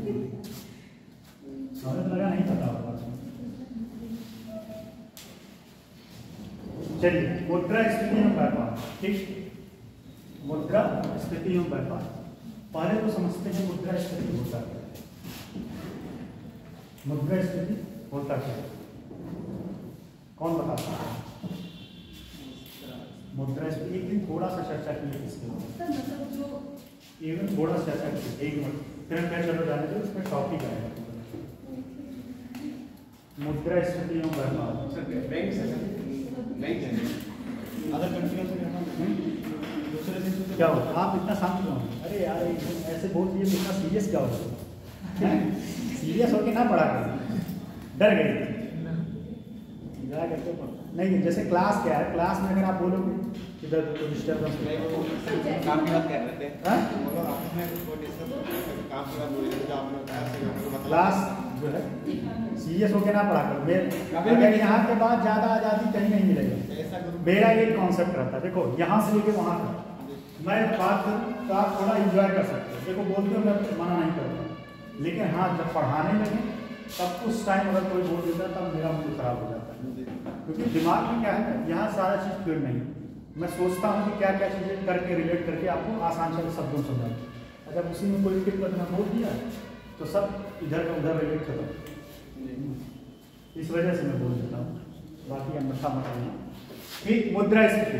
मुद्रास्फीति में होता है पैसे का जो है, पैसे की वैल्यू बढ़ती है या घटती है? पैसे की वैल्यू बढ़ती है। नहीं सर, घटती है। अरे दोनों। ये पक्ष क्या कर रहा है? पैसे सर घटती है, क्योंकि आपको समझाया था घटती है। इसी में आज करा देते हैं वोटिंग। हाँ सर करा। ये पक्ष क्या कर रहा है? पैसे की वैल्यू। सारे लोग एक मत में सर ये बढ़ती है। हाँ? मालूम नहीं। हाँ? मालूम नहीं। मालूम नहीं। सही है, ये बुद्धि सही है। इनको पता चले ये गलत है, इनके साथ हम भी कहें। आप बताओ। सर घटती है। यही बात है। बताया सर आपने। पैसे की वैल्यू घटती है। ठीक है। मुद्रास्फीति में होता क्या है? मुद्रे का वैल्यू घटता है। मुद्रे का वैल्यू, पैसे का वैल्यू घटता है। जैसे इसको समझ के लिखवा देंगे, समझ लीजिए, क्योंकि ये इतना पेचीदा चीज है कि अगर आप नहीं समझ पाए तो कभी नहीं समझ पाए। इसको मैं एक एग्जाम्पल समझाता हूँ। जैसे आपके बाबा लोग कहते होंगे हमारे समय में जो है 1 रुपए में इतना सामान मिलता है, उनको ये नहीं पता कि उस टाइम 1 रुपए का वैल्यू बहुत ज़्यादा था। ठीक है, महंगाई ज़्यादा है तो उस टाइम 1 रुपए का वैल्यू ज़्यादा था। पैसा मजबूत। आज के समय में पैसा कमजोर हो गया। ठीक, पैसा कमजोर हो गया। जैसे आज अगर तक का दिन मान लीजिए सन 1990 में, ठीक 1990 में अगर 20 रुपए किलो केजी, 20 रुपए में 1 केजी जलेबी मिलता है। जलेबी खाते हैं? दही में डाल के। हाँ, 1 केजी जलेबी मिलता है। ठीक। और आज सन 2000 कितना है? 100 रुपए किलो 25 है 80 80 में 80 100 80 रुपए का 100 रुपए 100 रुपए एक केजी जलेबी 100 रुपए। महंगाई कितना परसेंट बढ़ा? मैथ वाले स्टूडेंट बताएं। महंगाई इस पे 20 पे 100 बढ़ गया तो 80 और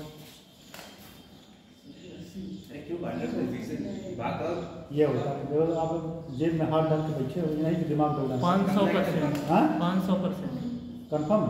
हाँ बता दोगे? मैं भी वही बता दूंगा क्योंकि हम ना 400% बढ़ेगा सर। हाँ 400% बढ़ेगा मतलब 5 गुना हो जाएगा।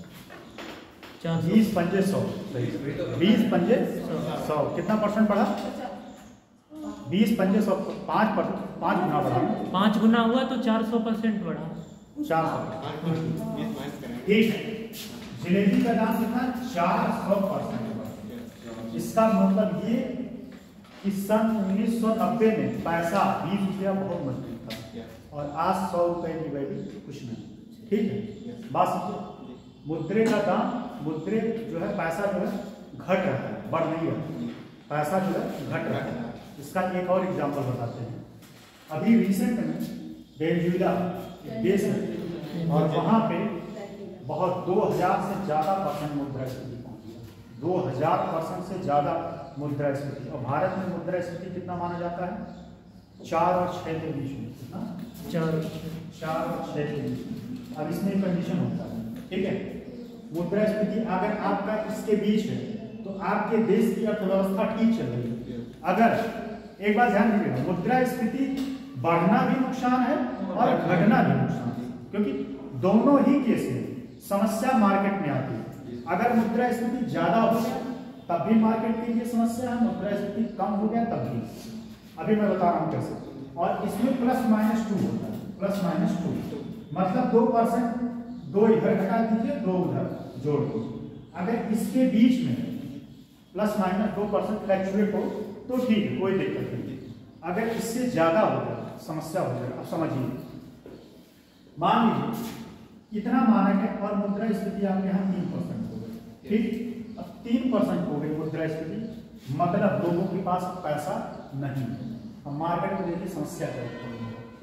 आपके पास मान लीजिए आपके पास 1000 रुपए का आपका इनकम है,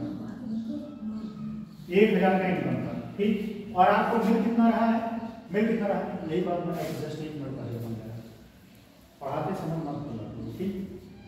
जस्ट 1 मिनट पहले मैंने बताया। आपका इनकम कितना है? 1000 रुपये, ठीक? 1000 रुपये है, 1000 रुपये है। डिस्टर्ब हो गया तुम तो बोल रहे चलो ठीक है, समझ। अब लड़ाई मत करो, ठीक? ±2, ठीक? समझिए 2%। अगर 3% मुद्रास्फीति 3% हो गई, ठीक है? और आपका इनकम 1000 रुपये था, वह घट के 800 रुपये हो गया। मान लो 800 में 600 हो गया। ये भाई परसेंटेज बात नहीं है, ठीक है? अनुमान बता रहे हैं। आपका इनकम घट के 600 रुपये हो गया। आप क्या करेंगे? आप मार्केट में डिमांड करेंगे कि खाने की वस्तुओं को खरीदेंगे? आप मार्केट पे डिमांड नहीं करेंगे, मार्केट पे डिमांड नहीं करेंगे, ठीक? और डिमांड नहीं करेंगे तो सप्लाई नहीं होगा। उद्योग जो है क्या करेंगे? आप समझिए यहाँ से लिंक। जब आप डिमांड नहीं करेंगे तो मार्केट जो इंडस्ट्री है वो प्रोडक्ट नहीं बनाएगी, प्रोडक्ट नहीं बनाएगा। एक समय मुद्रास्फीति जब कम नहीं हुआ था, उसके यहाँ पर डे मान के चलो 2000 का पर डे का टर्नओवर, ठीक? अब मुद्रास्फीति कम हो गया, उसके यहाँ 1000 रुपये का 1000 करोड़ का टर्नओवर हो गया, 1000 करोड़, 1000 करोड़ का लॉस हुआ, ठीक है? 1000 करोड़ का लॉस हुआ। अब वह लॉस को पूरा कहाँ से करेगा? वह पूरा करेगा कंपनी के छटैया से। अब वो क्या करेगा? यहाँ जो उसकी कंपनी में है उस वर्कर को क्या करेगा? निकालेगा। और वो वर्कर निकलेंगे तो फिर क्या हो जाएंगे? बेरोजगार हो जाएंगे, उनका रोजगार चला जाएगा। और जब रोजगार चला जाएगा तो मार्केट में वो डिमांड नहीं कर पाएंगे, मार्केट का साइकिल नहीं चल पाएगा। बात समझे? ये तो मुद्रास्फीति कम होने की समस्या है। अब मुद्रास्फीति बढ़ गया तो कैसे समस्या होगी? अब समझिए। मुद्रास्फीति मान लो 8% हो गया, ठीक। अब इसका बात समझिए, और आपका इनकम जहां 1000 था आपका 2000 और मार्केट में आप एक शूज लेने गए, एडिडास का शूज, ठीक। एडिडास का शूज का प्राइस जो है वर्तमान समय में उसने रखा 100 रुपये, नहीं सॉरी 100 ज्यादा हो गया, 500 रुपये, 500 रुपये रखा और आपका इनकम 2000 रुपये। आप गए इस एडिडास के शूज के पास, ठीक। आपने क्या किया, आपने कहा 500 रुपये दे दो, नहीं पहले आया कोई 1000 इनकम, ठीक। उसने कहा ये शूज मुझे 500 दे दो, वो कहा ठीक है 500 रुपये महीने दे दो। तब तक उसी के साथ किसी ने पहुंच गया जिसका 1600 रुपये इनकम था, वो एडिडास के शूज का वैल्यू कर दिया 550, उसने चढ़ा दिया। तब तक तीसरा व्यक्ति गया जो 1700 रुपये पा रहा था, उसने चढ़ा दिया इसका 700 रुपये। अब क्या होगा, ये 2000 वाला ने कहा एक काम करो तुम हमसे 1000 रुपया, हाँ 1000 रुपया लो और एडिडास का शूज। अब क्या होगा, मुद्रास्फीति बढ़ी, मुद्रास्फीति बढ़ गया, लेकिन पैसा क्या हुआ, पैसा घट गया। पैसे का वैल्यू जो शूज आपको 500 रुपये मिलना चाहिए था, आपने उसी शूज को खरीदा 1000 रुपये, ठीक है। अब धीरे धीरे ये पैसा मार्केट में इतना फ्लो हो जाएगा कि खाने पीने की वस्तुएं महंगी हो जाएंगी, और खाने पीने की वस्तुएं महंगी हो जाएंगी, लोग जो खाने पीने और खरीदने पे ज़्यादा पैसा खर्च करने लगेंगे, उनका जो बचत कम हो जाएगा। और ये समय, ये हमेशा तो है ना कि हमेशा ऐसे पैसा रहेगा, एक समय बाद ऐसा आएगा कि पैसे लोगों के पास कम हो जाएंगे और महंगी हो जाएगी। फिर क्या होगा, फिर बेरोजगारी की समस्या और मार्केट मंदी में चला जाएगा। बात समझ में आया कि कोई दिक्कत, कॉन्सेप्ट में कोई समझ में आया? मुद्रास्फीति क्या है, क्या है? इतना कहानी बताने के बाद पता चला क्या है, बताइए सर। जैसे अगर पैसे की वैल्यू गिर जाती है, हाँ। जैसे इससे मुद्रास्फीति, देखो एक बात बढ़ती है तब पैसे की वैल्यू गिर जाती है, जब घटती है तो पैसे की वैल्यू बढ़ जाती है।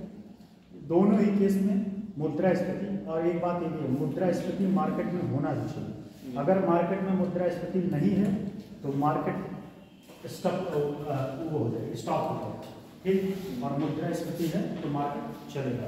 और ये होता है अस्फीति, क्या होता है, अस्फीति। ये तो हो गया मुद्रास्फीति, एक होता है अस्फीति। इसी मुद्रास्फीति को कंट्रोल करने का काम करता है अस्फीति। और स्फीति क्या करता है, इस मार्केट में जो महंगाई बढ़ा है उसको कंट्रोल करने का काम करता है। और इस महंगाई, मुद्रास्फीति को कंट्रोल करने के और भी तरीके हैं।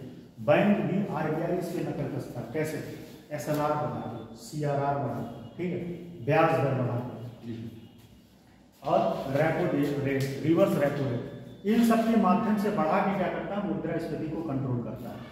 मार्केट में देखो, अगर मार्केट में पैसा ज्यादा है तो लोग डिमांड ज्यादा करेंगे, और जब मार्केट में पैसा ही नहीं रहेगा तो डिमांड करेंगे। इसीलिए मार्केट में उतना ही पैसा छोड़ा जाता है जिससे मार्केट अनबैलेंस ना, क्या हो, अनबैलेंस ना, एक असमानता की खाई ना।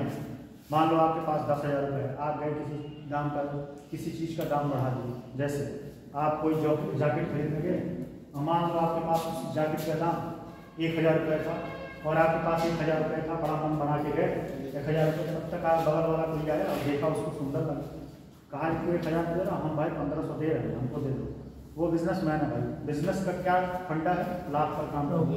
आप उसके रिश्तेदार तो हो, क्या करेगा, 1500 वाले दे देगा, आप मुँह जैसे मुँह लेके चले आओ, मुँह जैसे मुँह लेके एकदम उदास हो, एक चीज़ जाके देखेंगे इनके पास पैसा है। अब इससे समस्या क्या होगी, इससे आपके अंदर दुराभाव की भावना उत्पन्न होगी और एलीट वर्ग के प्रति दुर्भावना उत्पन्न होगा कि पैसे वाले जो है पैसे के बल पे चीज़ें खरीदेंगे, ठीक। मुद्रास्फीति और स्फीति में यही का सेम उल्टा है, इसमें पैसे को कंट्रोल किया जाता है, पैसे को जो है मार्केट से सख्त किया जाता है, किस माध्यम से, repo rate, reverse repo rate, SLR, CRR, इन माध्यमों से पैसा मार्केट से उठाया जाता है, जिससे मार्केट में पैसा कम रहेगा तो मुद्रास्फीति आपसे आप कंट्रोल। बात समझ में आई? कल ये टॉपिक लिखवाएं, बोलते बोलते यहाँ पानी रखा हुआ है, गला सुन है। ठीक।